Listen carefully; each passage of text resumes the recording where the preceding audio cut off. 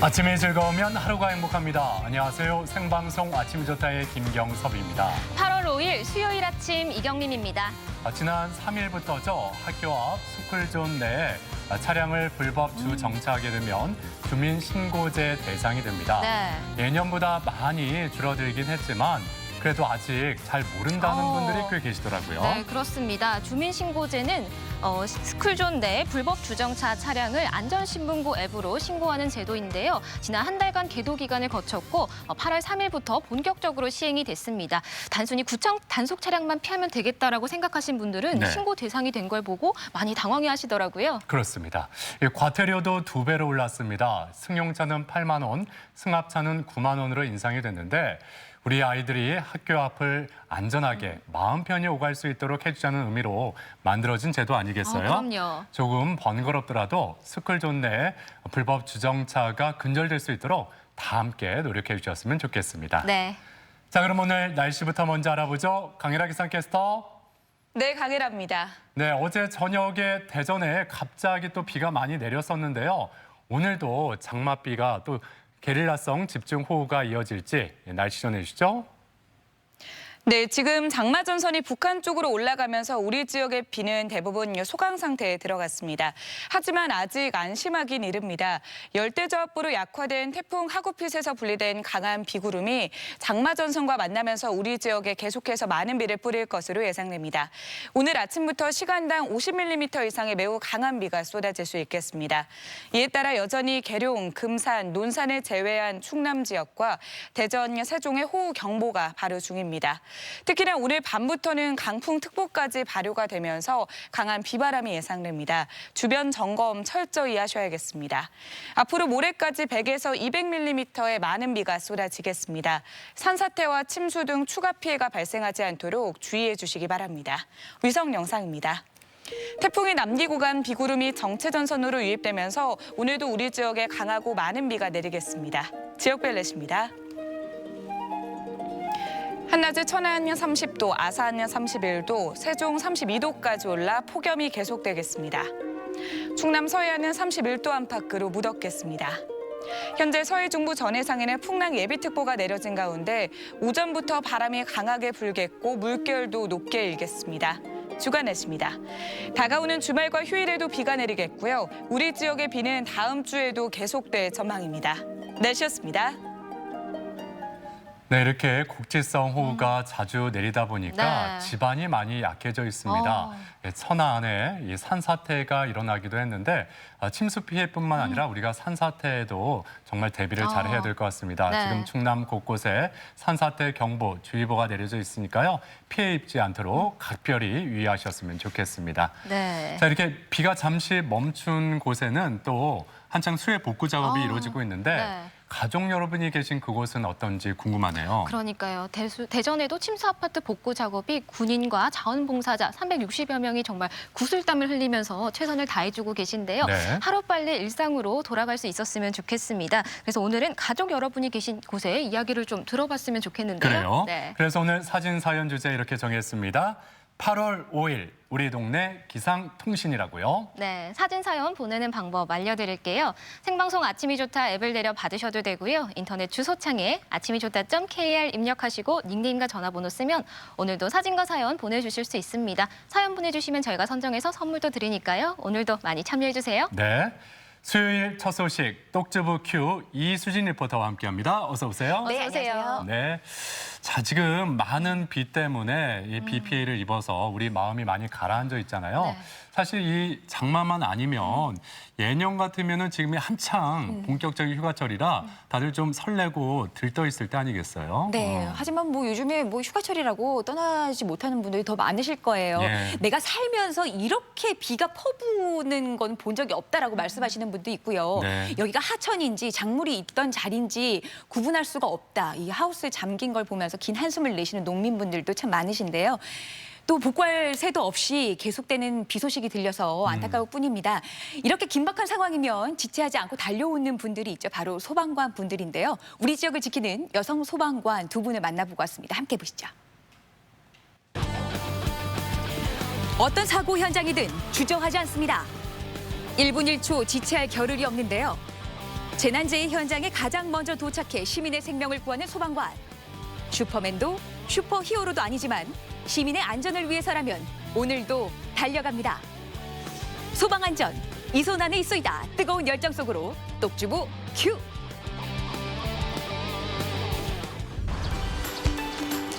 거꾸로 매달아도 국방부 시계는 돌아간다고 했던가요? 그보다 시간이 더 빨리 흐르는 곳이 있었으니 바로 소방서입니다. 24시간 비상태세인 이곳에 얼마 전 기분 좋은 소식이 있었다고 하는데요. 바로 3대 세이버 인증, 막내 소방관 윤서진 씨가 있습니다.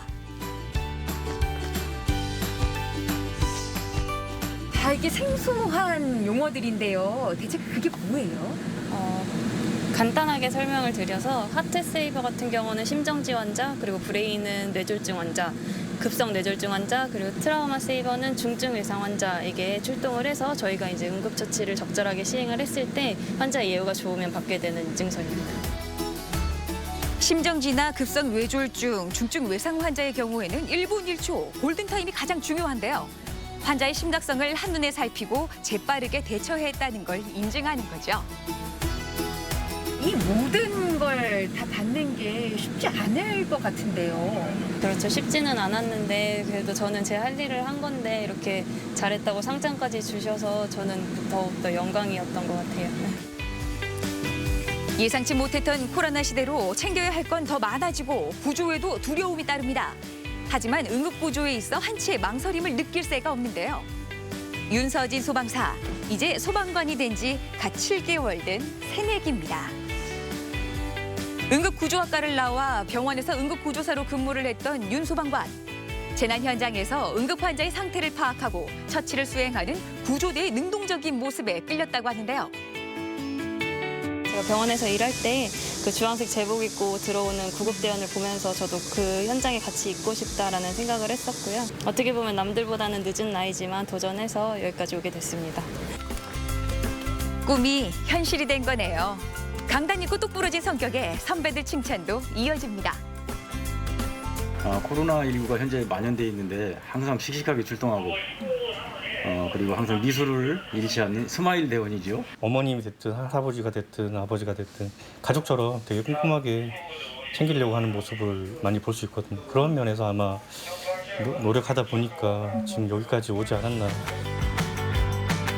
이제는 상비약 같은 매뉴얼.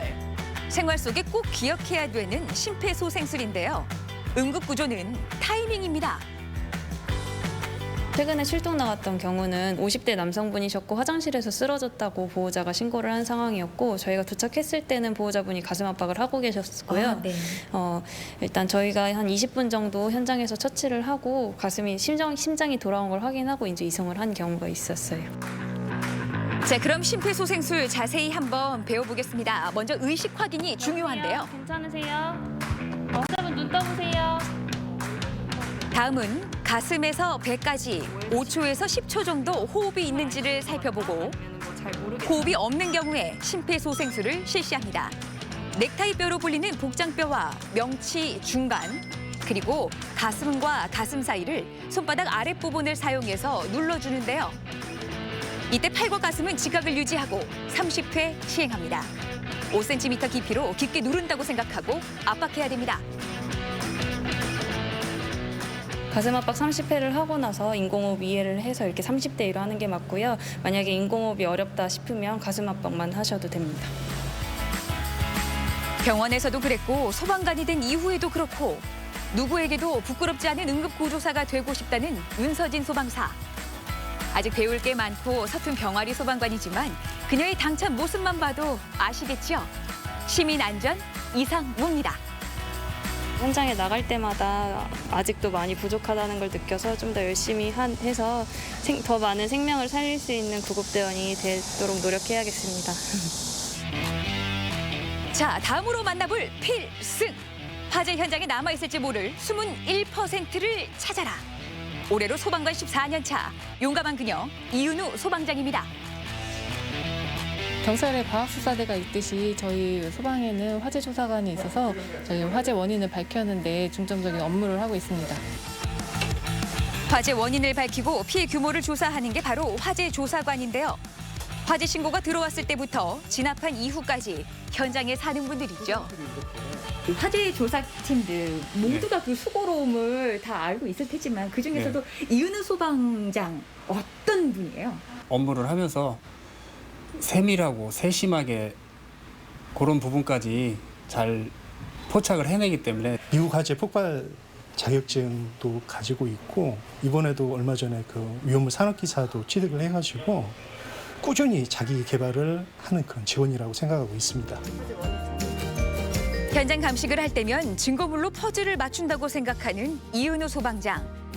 연소 패턴이나 화염의 진행 방향, 관계자 진술을 통해 화재 원인이나 증거를 찾다 보면 하나씩 실마리가 풀린다고 하는데요.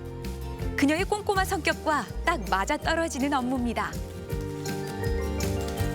겉모습을 알아보기 힘들 정도로 다 타서 이게 대체 뭐야? 라는 생각이 들 정도예요. 이거 화재 현장에서 수거한 증거물품인데요. 배터리에서 발화가 된 걸로 추정돼서 거실이 전소가 됐죠. 말도 안 돼. 이거 하나 때문에? 최근 전동 킥보드 리튬 배터리 화재 사고가 있었는데요. 피해자가 업체로부터 조금 더 수월하게 보상받을 수 있도록 국립소방연구원에 증거물을 의뢰하면서 발빠른 도움을 줬다고 하네요. 이런 게 보람이죠. 근데 저는 이제 화재 조사를 하면서 이게 왜 이게 기쁠까 그런 걸 몰랐는데 저희가 이제 조사해서 원인을 밝혀내면서 그런 걸 하나하나 토대로 해서 나중에 이런 화재가 있을 때 좀 더 예방할 수 있는 그런 보탬이 돼서 또 보람을 느낍니다. 소방관의 업무는 퇴근 후에도 끝나지 않는다는 말이 있습니다. 사고가 나도 화재 현장을 봐도 그냥 지나치질 못하는데요. 그게 바로 사명감이겠죠. 그녀의 장비차엔 매캐한 냄새가 가득합니다. 이 장화만 봐도 그 긴급했던 순간 또 안타까운 사고 현장이 고스란히 느껴지네요. 저희는 그 화재 현장이 위험한 줄 알지만 저희가 열심히 뛰어야만 시민을 구할 수 있고 안전을 지킬 수 있기 때문에 열심히 하려고 노력합니다. 14년 차 소방관. 남편 역시 같은 길을 걷고 있는 소방관인데요. 이젠 두 아이의 엄마로서 다음 세대의 꿈과 미래를 기약합니다. 아이들이 나의 모습을 보고 이 엄마의 모습을 보면서 야 나도 소방관이 돼야겠다 라고 한다면 이은우 소방장 어떠세요? 하라고 할 것 같아요. 이 일이 좀 힘들고 고되긴 한데 자기의 적성에 맞고 한다면 보람도 느낄 수 있고 성취감도 느낄 수 있기 때문에 적극 추천합니다. 누가 알아주지 않아도 자신의 길을 묵묵히 걸어갑니다. 조금이라도 억울한 피해자가 발생하지 않도록 성취감을 넘어 사명감으로 오늘도 최선을 다합니다. 제가 이제 경험도 많이 부족하고 아는 것, 지식도 많이 부족한데 열심히 노력해갖고 제 몫을 다할 수 있는 소방관이 되도록 하겠습니다. 안전을 지킵니다. 그 어떤 위험이 닥쳐도 달려갑니다. 구조 현장 최일선에서 시민의 생명을 사수하는 소방관. 당신이 있어 우리는 오늘도 내일을 꿈꿀 수 있습니다.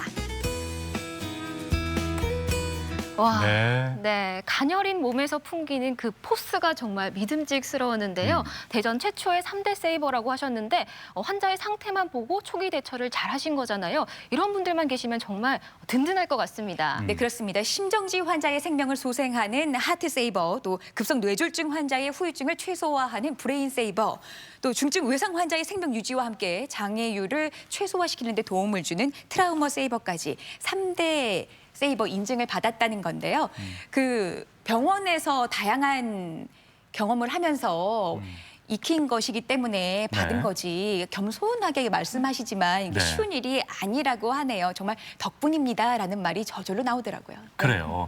또 우리 아나운서들이 뉴스에서 전할 때 소방서 추산 이런 표현이라든지 전기 누전으로 인한 발화 이런 표현 많이들 쓰는데 이게 다 오늘 만나봤던 화재 조사관이 하는 일이네요. 네, 그렇습니다. 이게 방화인지 실화인지 또 어느 정도의 피해 규모가 발생했는지를 점검하는 일을 하시는데요. 화재 발생에서부터 또 정리까지 현장을 지키는 분들이라고 할 수 있습니다.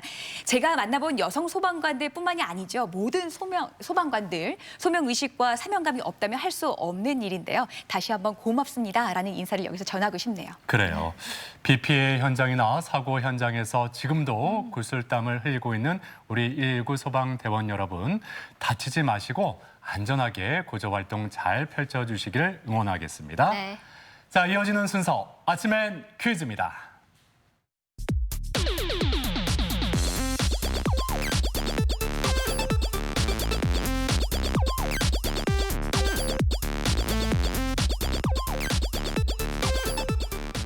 시사상식에 대해서 부담 없이 함께 알아보고 실시간 가족 여러분과 더욱 소통할 수 있는 시간, 아침엔 퀴즈 함께 하시죠. 네, 퀴즈 푸는 방법 알려드릴게요. 생방송 아침이 좋다 앱을 내려 받으셔도 되고요. 인터넷 주소창에 아침이 좋다.kr 입력하시고 닉네임과 전화번호 쓰면 오늘도 퀴즈 푸실 수 있습니다. 퀴즈도 5문제 모두 맞추신 분에 한해서 추첨을 통해 선물 드리니까요. 끝까지 함께 해주세요. 네.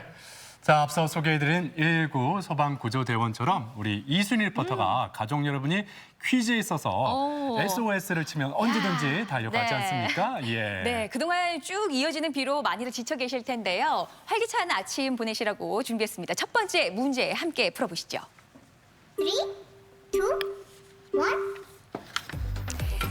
심장과 폐의 활동이 갑자기 멈춰 호흡이 정지됐을 때 실시하는 응급처치입니다.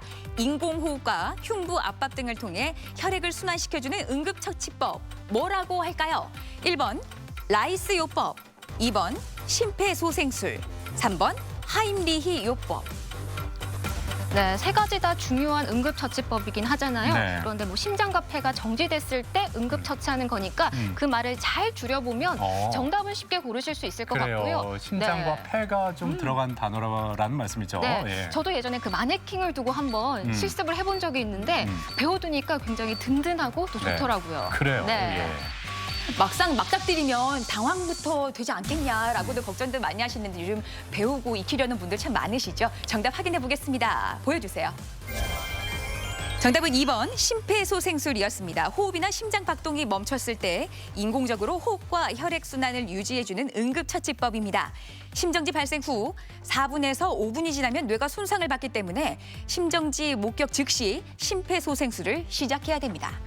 네, 생과 사를 가르는 사분이라고 하죠. 심폐소생술 방법을 간략하게 전해드리면요. 먼저 환자의 기도를 확보해 주신 다음에 숨이 쉬지 않는다라고 판단됐을 때 그 명칠 부분을 강하게 압박을 해주셔야 되는데요. 이렇게 깍지를 잘 끼시고 1분에 100회 정도를 이렇게 압박을 해주셔야 되는데 그때 이 팔꿈치가 구부러지면 안 된다고 합니다.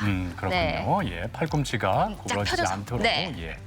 자, 이제 두 번째 문제 함께 풀어봅니다. 두 번째 문제 주세요. 네, 잠깐 정정할까요? 이렇게 아니고 아, 네. 요렇게 아, 깍지를 네, 끼시고 네, 그렇죠. 90도로 되게 직각이 되게 수직이 되게 유지하셔야 됩니다. 요렇게 하시는 거 다시 한번 기억하시고요. 그래요. 두 번째 문제 산나물에 관한 문제 준비했습니다. 함께 풀어보죠.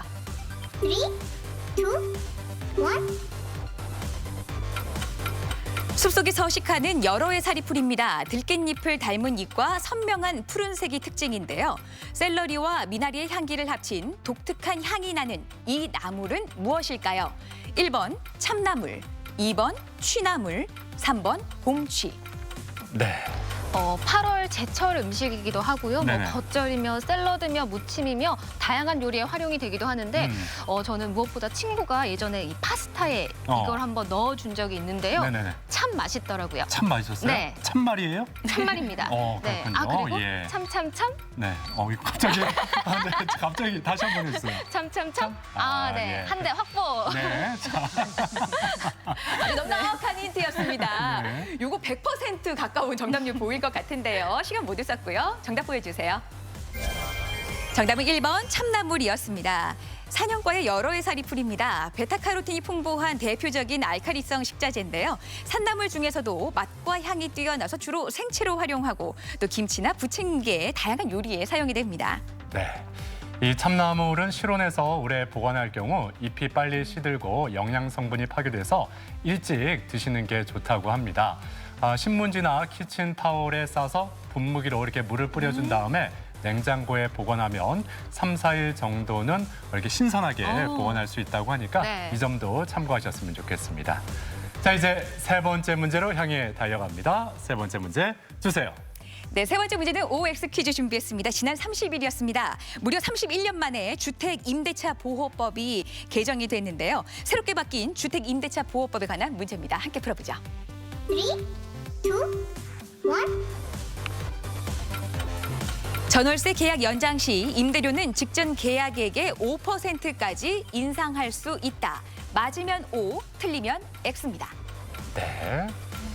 자, 부동산법이 바뀌기 때문에 많은 분들이 관심을 갖고 계신데 제가 임대인, 임차인 이게 다 입장이 다르기 때문에 뭐라 이렇게 말씀드릴 수는 없어요. 예. 근데 그냥 힌트를 막 드리자면 우리가 이렇게 퀴즈 풀 때 카운트다운을 3, 2, 1 이렇게 나오잖아요. 네. 좀 넉넉하게 좀 시간을 좀 드렸으면 좋겠어요. 5, 4, 3, 2, 1 이런 식으로 5부터 시작했으면 5부터. 좋겠어. 네. 5부터 시작해서 카운트다운을 했으면 좋겠다. 어유, 네.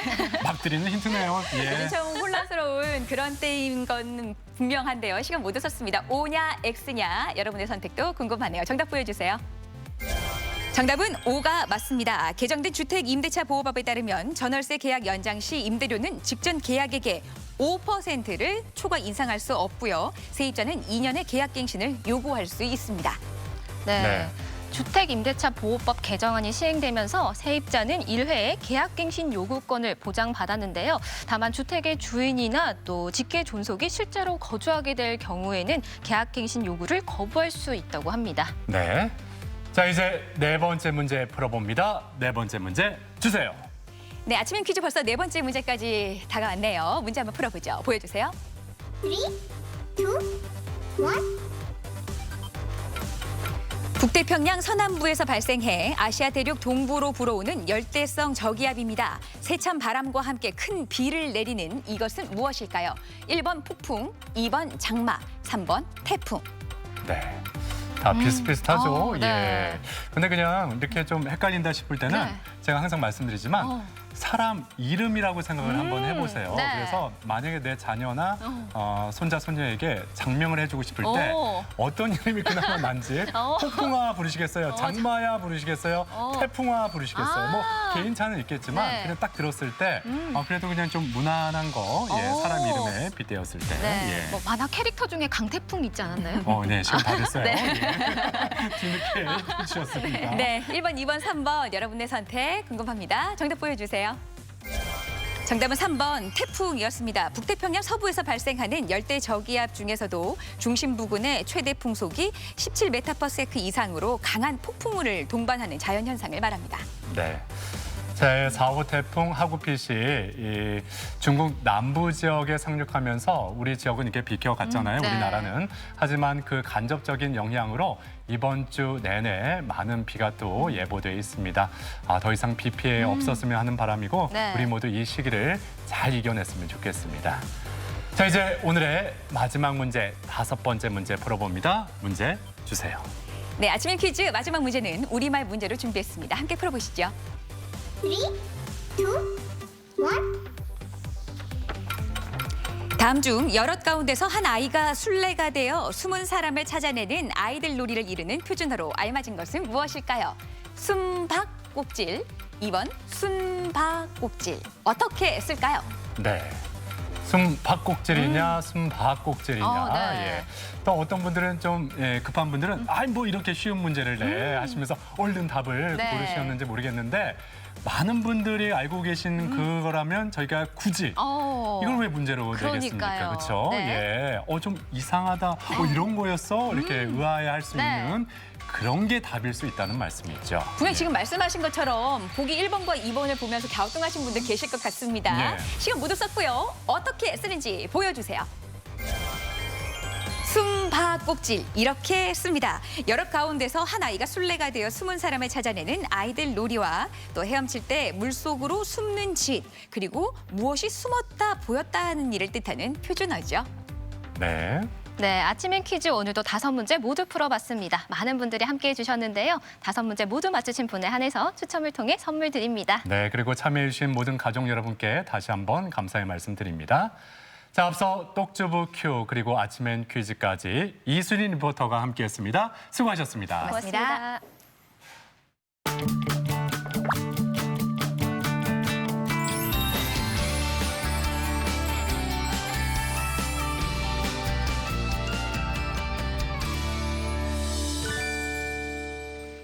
생방송 아침이 좋다 수요일 순서 함께하고 계신데요. 오늘의 사진 사연 주제가 8월 5일 우리 동네 기상통신입니다. 여러분이 계신 곳의 날씨와 상황 자세히 전해주시면 좋겠네요. 그래요. 네. 예. 자, 이번에는 목포로 가보겠습니다. 뭐 여수 밤바다 이렇게 네. 노래가 있을 정도로 밤바다의 매력은 정말 더 이상 설명할 필요가 없잖아요. 네. 근데 만약에 선상에서 즐기는 그 밤바다의 매력은 어떤 기분일지 이런 생각 한번 해보셨습니까? 자, 크루즈 타고 즐기는 목포 밤바다 지금 함께 떠나봅니다. 낭만항구 목포의 밤은 그 어느 때보다도 뜨겁습니다. 짙어져가는 목포의 여름밤을 더욱 가까이에서 담아보고 싶다면 크루즈에 몸을 실어보는 건 어떨까요? 환상이 그림 같지 않어요? 너무 멋있죠. 어두운 밤하늘에 별이 반짝이듯 도시의 불빛이 아름답게 비추는 낭만항구 목포의 밤. 목포 바다를 시원하게 가로지르며 여름밤의 추억을 더하는 크루즈 여행. 경기가 좋고 그리고 밤에 바다 너무 이뻐요. 목포로 놀러 오세요.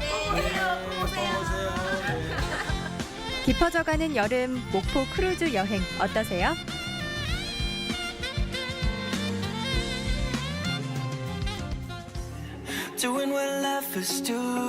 미항의 도시 목포에 낭만을 더할 반가운 소식. 목포 앞바다에 펼쳐진 다도해를 한눈에 돌아볼 수 있는 유람선이 그 낭만을 이어받았습니다. 오늘 이제 날씨가 좀 흐리긴 한데 이 목포의 야경을 천천히 바라보면서 저기 목포대교 밑에서부터 용머리 해안, 용머리 데크로 해서 평화광장 바다분수까지 항로가 이렇게 멋지게 되어 있습니다. 옛 목포 해경부도인 사막도 계류장에서 출발해 목포대교를 지나 평화광장, 갓바위를 둘러보는 코스가 마련됐는데요. 주간 야간으로 운행되는 크루즈. 낭만항구 목포를 더욱 진득하게 느끼고 싶다면 아름다운 밤바다를 항해해보는 게 더욱 좋겠죠. 목포는 우리 정말 진짜 너무 지금 옛날하고 틀려서 많이 발전이 많이 됐거든요. 그래서 전국에서 많은 사람들이 진짜 오셔서 이렇게 좀 만끽하셨으면 참 좋겠어요, 진짜. 너무 오시면 너무 좋을 거예요. 예, 많이 오십시오. 환영합니다. But I need to go. I want to be the best for you, but I just don't know what to do. 'Cause baby, yes, I've cried for you. The time that we have spent together. 화려한 불빛을 마음껏 뽐내는 목포 밤바다. 이 아름다운 광경을 조금 더 가까이에서 보고 싶은 마음은 모두가 똑같겠죠. 야경을 크게 세 가지로 나눠서 제가 할 수 있다 한다면 신안비치 호텔 앞에서 목포 대교까지 그리고 고화도 해상 데크를 통한 그 고화도 일대 주변 그 다음에 음악분수 뒤에서 저희들이 10여 분간 머물면서 음악분수를 제대로 감상할 수 있는 기회를 줍니다. 또한 천년기념일은 갓바위 앞을 가깝게 지나가면서 바다에서 바라보는 천년기념물을 감상할 수 있는 그런 좋은 기회가 또 있습니다. 뜨겁게 불태운 태양이 수면 밑에서 마지막 인사를 건네고 어두워진 밤하늘은 목포대교의 불빛이 환히 밝힐 시간. 목포 밤바다의 낭만은 더욱 짙어져 갑니다. It's funny how things never change in this old town. So far from the start. 배경이 기가 막혀. And I want to tell you everything, the words I never got to see the first time around. 육지에서만 목포 보다가 바다 배 위에서 보니까 훨씬 또 느낌도 다르고 또 목포가 이렇게 또 아름답다 또 멋지다라는 것을 새삼 느끼게 됐습니다. 미국에서도 있었고 서울에서도 좀 있다가 왔는데 이렇게 새로운 거 생겨서 되게 좋은 것 같아요. 더 많은 사람들이 올 수 있었으면 좋겠다. 선상에선 깊어져가는 낭만을 눈에 담기 바빴다면 실내 공연장에선 흥을 돋우어줄 공연이 이어집니다.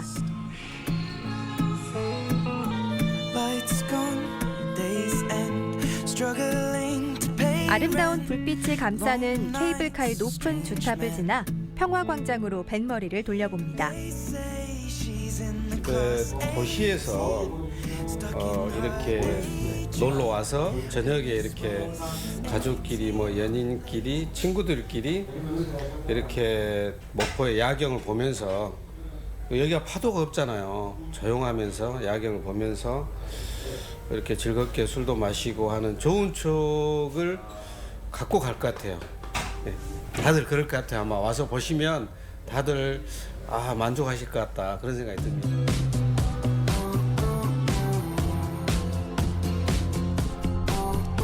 많은 분들이 기다리셨을 바로 이 풍경. 잔잔한 밤바다를 깨우는 춤추는 바다 분수가 크루즈에 몸을 실은 이들에게 반가운 인사를 건넵니다. 너무 좋아요. 좀 있으면 금방 나오겠네요. 9시 되면.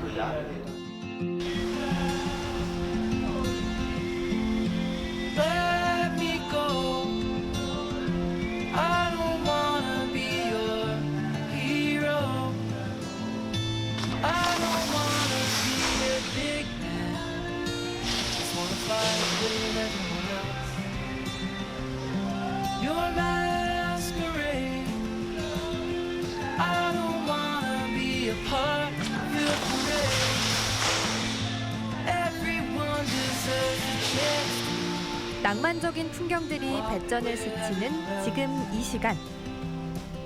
이 아름다운 풍경을 바라보는 이들의 가슴 속엔 여름밤의 추억이 오래도록 머무르겠죠. 그럼요. 또 와야죠. 겨울 바다 되면 더 멋있을 것 같아요. 이번에 밤에 가니까 기분이 좀 많이 좋아요. 네. 끈기가 좋고 밤에 바다 너무 예뻐요. Waking up to kiss you and nobody's there. The smell of your perfume. 밤이 깊어질수록 낭만도 더욱 짙어져가는 목포. 이 아름다운 풍경을 여러분도 직접 마주하고 싶지 않으신가요? 우리가 사는 목포라는 동네의 아름다움 이걸 다 잘 느낄 수가 있죠. 뭐 친지분이나 친구들 혹은 일반 관광객들은 목포의 소위 신풍경이 있잖아요. 목포에 10가지의 풍경. 그게 뭐 유달산 또 가서 또 케이블카 타고 전설의 사막도에 와서 우리 해상 관광 크루즈 타고 야경도 좋죠. 또 이 배에서 뭐 품바 공연, 또 트로트 공연, 또 풍성한 음식 먹거리 등등 잘 돼서 좋습니다. 뭐 서울이나 미국 친구들 데려오면 여기 크루즈 태울만 하던가요? 이 크루즈요? 조금 더 젊은 감성이 생겼으면 좋겠는데 충분히 이렇게 보이는 뷰나 이런 건 정말 훌륭한 것 같아요. 데려올 것 같습니다.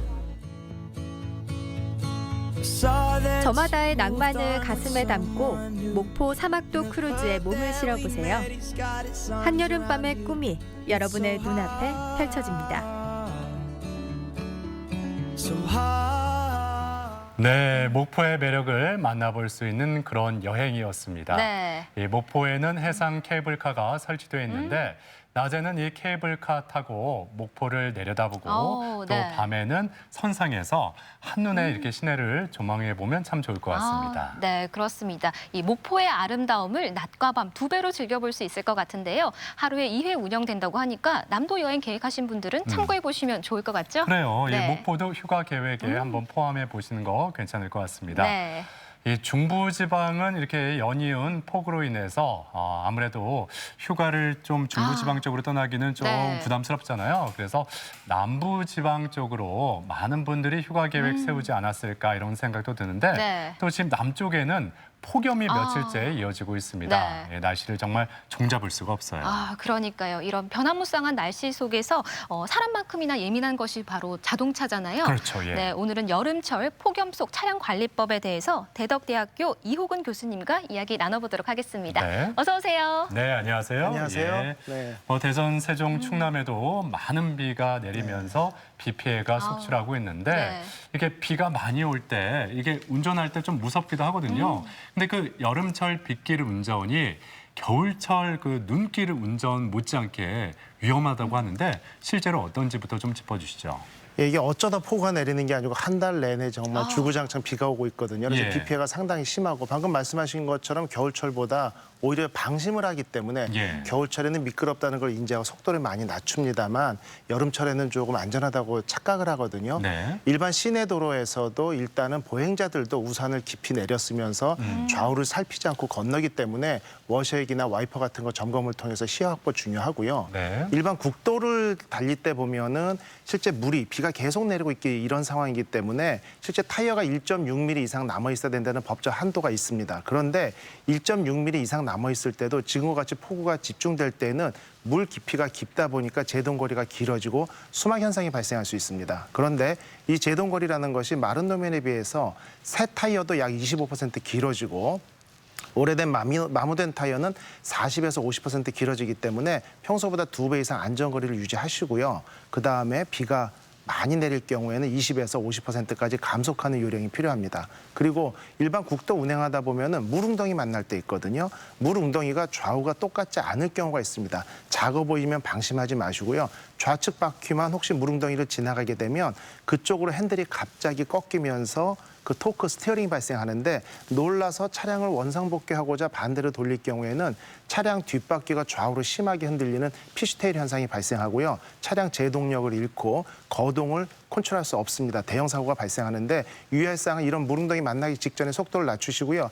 핸들을 두 손으로 꽉 잡는 요령이 필요합니다. 그렇군요. 예. 네, 이런 폭우로 인해서 전국적으로 침수 지역이 발생했고요. 또 차량도 침수가 되고 또 지하차도에 물이 불어나서 안타까운 사망 사고도 있었잖아요. 그렇습니다. 그런데 예. 어쩔 수 없이 이렇게 침수 지역을 지나가야 될 때 행동 요령이 따로 있을까요?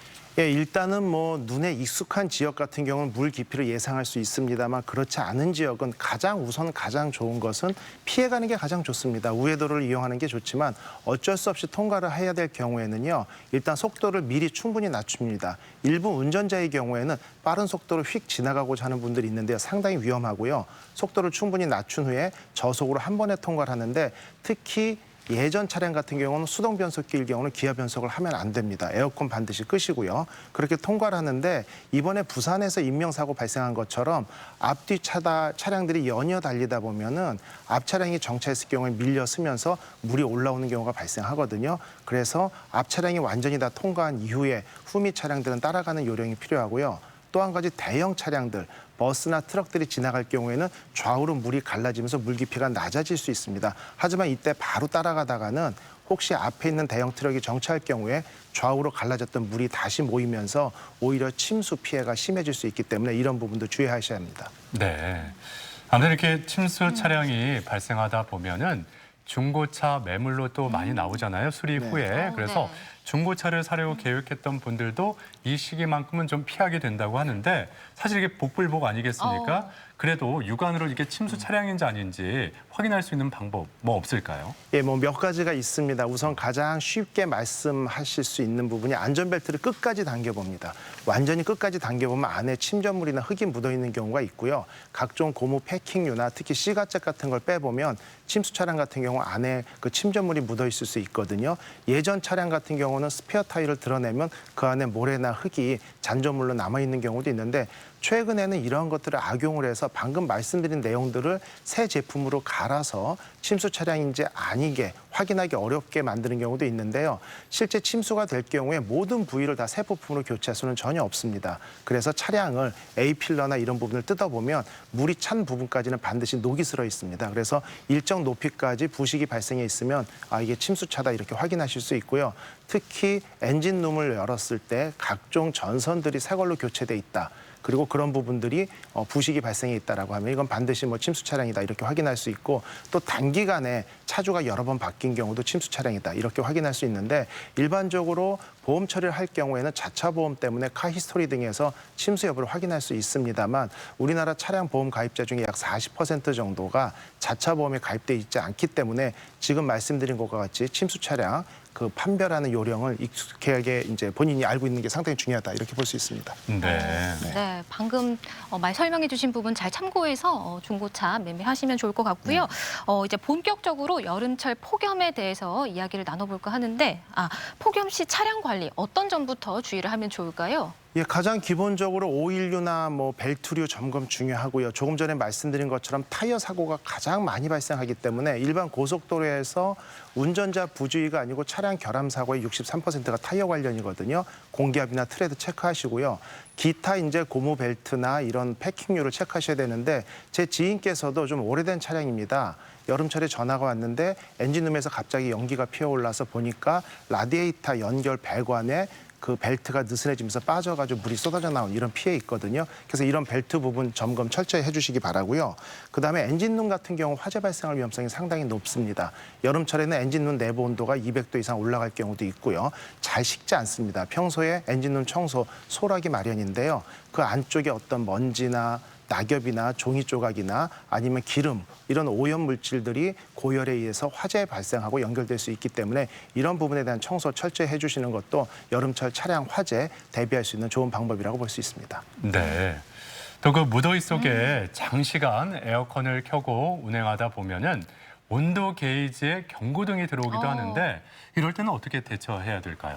예, 엔진 경고등이 들어올 경우가 있는데요. 그럴 경우에 대부분이 뭐 워터 냉각수액이 부족하거나 오일이 부족하거나 여러 가지 이유가 있을 수 있습니다. 근데 이런 부분에 특히 정차가 심한 부분에서 에어컨을 지속적으로 켜고 끄지 않고 운행을 하다 보면은 과열 경고등이 들어올 때가 있는데요. 당황하신 분들이 엔진 시동을 바로 끄는 경우가 있습니다. 상당히 좀 위험하고요. 그럴 때는 그늘 쪽에 세우고 에어컨과 같이 부하가 많이 걸리는 부품들은 일단은 끕니다. 하지만 시동은 그대로 켜두셔야 냉각수가 지속적으로 돌아가면서 차량을 서서히 식혀줄 수 있거든요. 그래서 시동을 끄지 마시고 실제 그 온도 게이지가 내려갈 때까지 지켜보는 게 가장 중요한 안전 요령이다. 이렇게 볼 수 있습니다. 시동을 바로 꺼버리면 어떻게 차량 파손으로 이어질 수 있나요? 오히려 뭐 엔진이 과열됐을 경우에는요. 시동을 바로 끌 경우에는 냉각수 회전이 안 되면서 엔진을 식혀줄 수가 없습니다. 물론 한 가지 변수는 있죠. 아까 말씀드린 것처럼 냉각수가 터져가지고 냉각수 이상으로 연기가 피어오를 때는 시동을 꺼야겠지만 그렇지 않고 고열 경고등이 들어왔을 때는요. 엔진 시동을 끄고 특히 에어컨 같은 경우를 지속적으로 최근 같은 경우는 이제 하도 덥다 보니까 차량을 출발해서부터 정차할 때까지 쉬지 않고 에어컨을 작동하는 분들 계시거든요. 그럴 경우에 과열 경고등 들어올 때는 그 엔진 시동 끄지 않는 것이 오히려 엔진 냉각에는 상당히 도움이 됩니다. 시동을 끄지 말고 그늘진 곳에 가서 서서히 식혀라. 예, 그늘진 곳에 가서 서서히 식히는 것이 가장 중요하고요. 물론 아까 엔진룸의 온도가 여름철에 200도 이상 올라갈 수 있다고 말씀드린 것처럼 본닛을 열어놓고 자연적으로 식을 수 있도록 해준다면 훨씬 도움이 될 수 있습니다. 네, 그리고 요즘 도로에 보면은 일반 차량뿐만 아니라 전기차, 수소차도 많이 볼 수 있는데요. 이런 차량에서도 뭐 폭염 시에 특별한 증상이 나타날까요? 네, 이런 질문 많이 듣습니다. 특히 여름철에 전기차나 수소전기차 사용하다 보면은 특히 겨울철도 마찬가지인데요. 에어컨 가동을 하게 되죠. 그럴 때는 전력 소모량이 많아지게 됩니다. 하지만 이런 부분도 다 별도 관리되기 때문에 특별히 폭염 시에 전기차나 수소전기차가 위험하다 이렇게 볼 수는 없고요.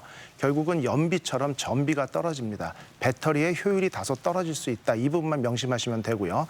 평소에 뭐 이 정도 완충했으면 몇 킬로미터 주행할 수 있다라는 평소에 감이 있지 않습니까? 이런 부분보다 주행거리가 다소 짧아질 수 있습니다. 그래서 한 20% 정도 짧아질 수 있다나 이것만 감에 두시고 평소처럼 관리하신다면 큰 문제 없습니다. 그렇군요. 예.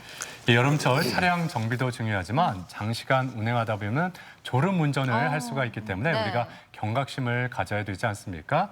실제로 이 졸음 운전 사고율 어느 정도인가요? 실제 여름 휴가철에 최고 온도가 1도 올라갈 때마다 그 사고율이 1.9% 높아진다 이런 통계가 있거든요. 상당히 더우면 집중력이 떨어지고 위험하게 되는데요. 특히 뭐 통계에 의하면 우리나라에서 평균 운전 시간이 약 105분 정도 되는데 젊은 분들 같은 경우는 160분까지 쉬지 않고 운전하는 경우 많이 목격되고 있습니다. 그런데 여러 명이 운전하면서 에어컨 성능을 좋게 하기 위해서 실내 모드로 두고 에어컨을 계속 가동하는 경우가 많거든요. 그럴 경우에 약 15분 정도 운전하게 되면 실내의 CO2, 이산화탄소 농도가 3000ppm을 넘어가게 됩니다. 근데 법적으로는 1000ppm을 넘어서게 되면 집중력이 저하되고 졸음이 유발된다고 상당히 위험하게 되거든요. 그래서 한 13에서 15분 정도 운전하시면 1, 2분 정도 외기 모드로 순환을 하거나 창문을 내리는 것이 안전운전에 상당히 도움이 됩니다. 네. 그리고 뭐 차량 트렁크에 간혹 뭐 휴대용 버너라든지 부탄가스를 싣고 다니시는 분도 계시다고 하는데요. 네, 굉장히 위험할 것 같은 생각이 들거든요. 네네. 뭐 폭발의 위험도 있을 것 같고요. 예, 저 같은 경우도 실제 그 캔 음료를 마시다가 이렇게 이제 그대로 두고 나온 적이 있는데 상당히 이렇게 끌어오른 적도 있고요. 그다음에 사용하지 않은 캔을 그냥 떼약볕에 뒀었는데 이 부분이 아래 부분이 오목한 데가 부풀어 오른 경우도 있고요. 특히 남자분들 라이터 사용하시는 분들이요. 그냥 떼약볕 아래 둘 경우에는 차량 실내 온도가 85도 이상 올라갑니다. 네. 그래서 상당히 위험하고 차량이 어떤 도난이나 이런 위험성이 전혀 없는 경우에는 실제 차량 내부에 두지 말고 창문을 살짝 2, 3cm만 내려둬도 60도까지 온도가 내려올 수 있거든요. 네네. 그다음에 트렁크로 위험한 부탄가스, 라이터 이런 부분을 다 옮겨놓는 게 중요한데 SUV처럼 앞뒤가 전체가 한 통으로 된 차량 같은 데는 이런 부분도 상당히 위험할 수 있거든요. 네네. 그래서 별도의 가방에 보관을 한다거나 차량 밖으로 빼서 보관하는 요령이 안전운전에는 상당히 도움이 될 수 있습니다. 그렇군요. 예. 네네. 여기 아스팔트 도로가 뜨겁다 보니까 네. 타이어 펑크 사고도 좀 일어나는 것 같은데. 예, 맞습니다. 근데 아까 이제 제가 고속도로에서 운전자 부주의가 아닌 차량 결함 사고 63%가 타이어라고 말씀을 드렸고요. 예. 그 63% 사망 사고 중에 70%가 공기압 관련입니다. 그래서 타이어 안전은 공기압 관리가 최우선이고요. 공기압을 적절히 관리해 주시는 게 안전에 큰 도움이 되는데 중요한 것은 아까 연속 운전 시간 말씀드렸는데요.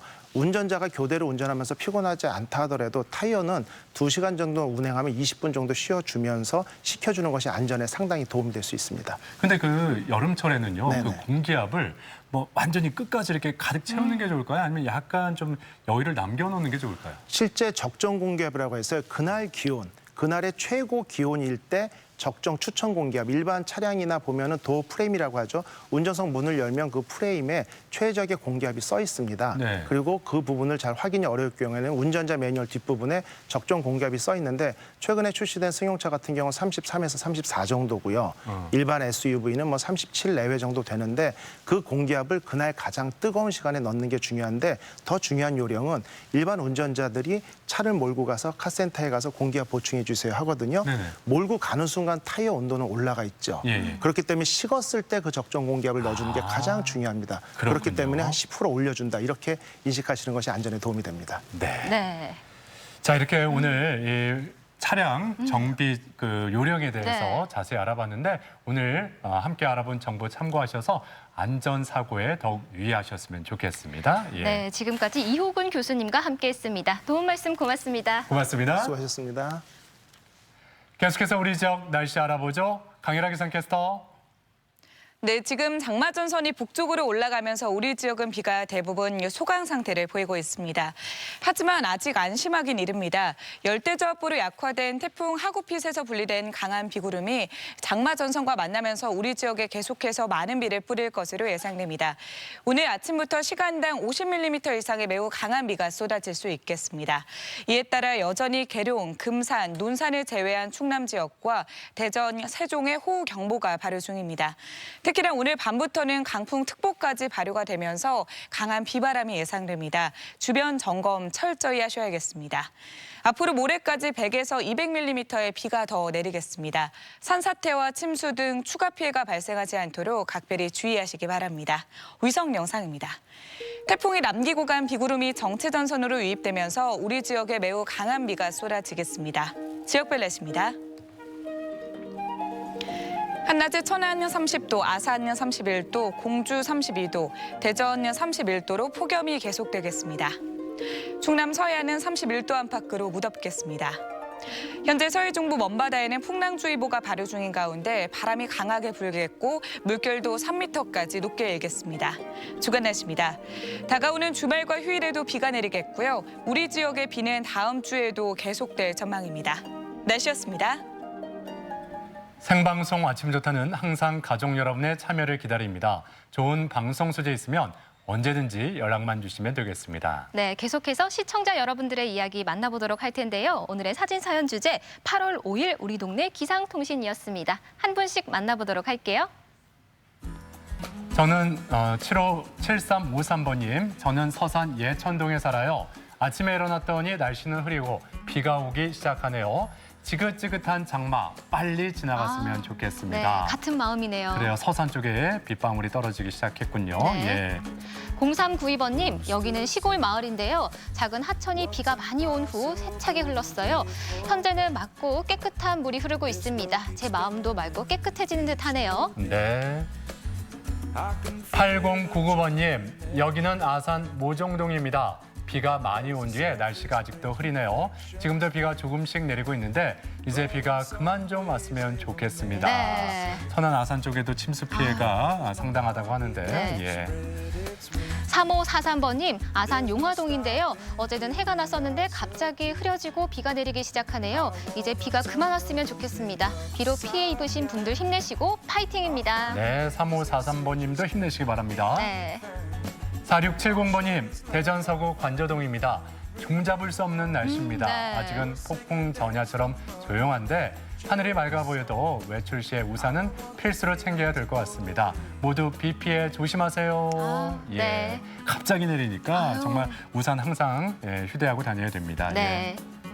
7813번님, 제가 사는 동네는 서구 만년동인데요. 어제는 퇴근 시간에 천둥 번개에 비도 많이 와서 걱정했습니다. 오늘 아침 비는 소강 상태지만 하늘은 흐리고 불쾌지수가 높은 아침으로 시작합니다. 맞아요. 좀 네. 후텁지근한데 그래도 생방송 아침이 좋다 함께 하셨으니까 네. 그래도 너무 불쾌하지 마시고 기분 좋게 산뜻하게 출발하셨으면 좋겠습니다. 네.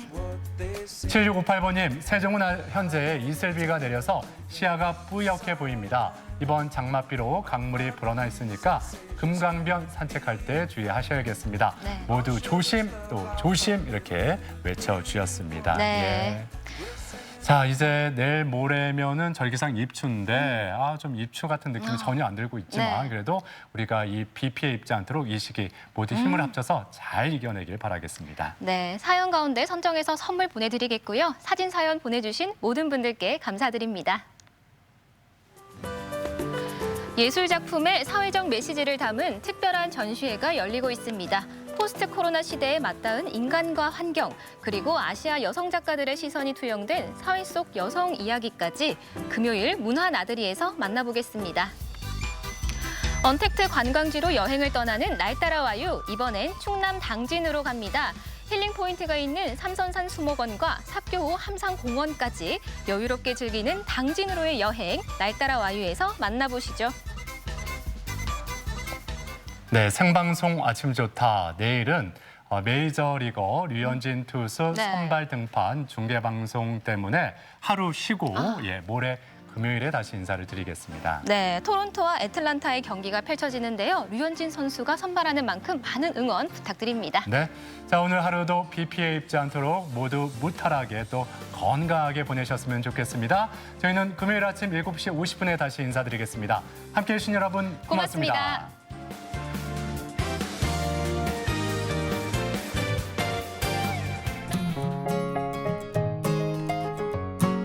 생방송 아침이 좋다에 참여해주신 분들께는 농업회사 법인 주식회사 백제의 햅쌀 떡국과 멸치맛 쌀국수, 적벽한 비밀의 섬 지코센터의 숙박권, 3대 정성 주식회사 신진수산의 맛김 선물 세트, 친환경 도자기 젠 한국의 선물 교환권, 공주 장승말 테마파크의 카라반 숙박권을 드립니다.